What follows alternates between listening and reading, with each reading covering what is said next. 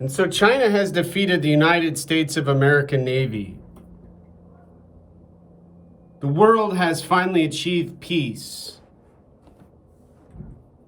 Millions dead. They say would have been killed in a civil war anyway now. And so now the gangs, the cartels, the thugs, the drug dealers are African.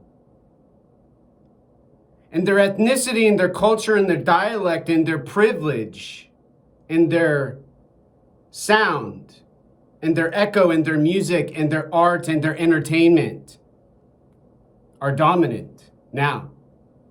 China, in other words, has partnered with Africa, South America, Mexico, Latin America, Cuba, got those cocaine bloods flowing, and they got those meths and those cracks, and they're just walking, and they're just talking, and they're just doing, and they're just observing, and they're just listening, and they're just having dead bodies in the street everywhere now. Intense, slowly dying. And China and Africa have achieved their intelligence goal with the assistance of the objective mandated by the state of law, not in a government of the anarchy, Antifa, Black Lives Matter, $1 million mansions.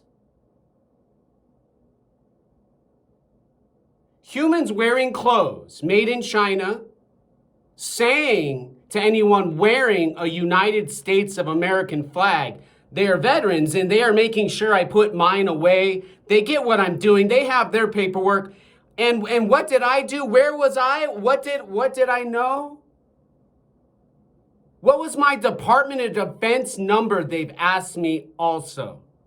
Now, all of these questions needing answers for their psychology of their psychiatry involving their marijuana, their weed, their cannabis. And then they go to their tobacco shop with that Palestini who's Pakistani.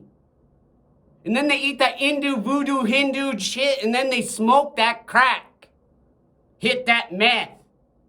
Fuck. And then they say to the person who says F-U-C-K, you are a racist, go there, do this, do that, do this, do that, do that. They need your resume, they need this, but no food. They don't allow any such now illegal words to be said about a right on earth, an object in outer space. Now,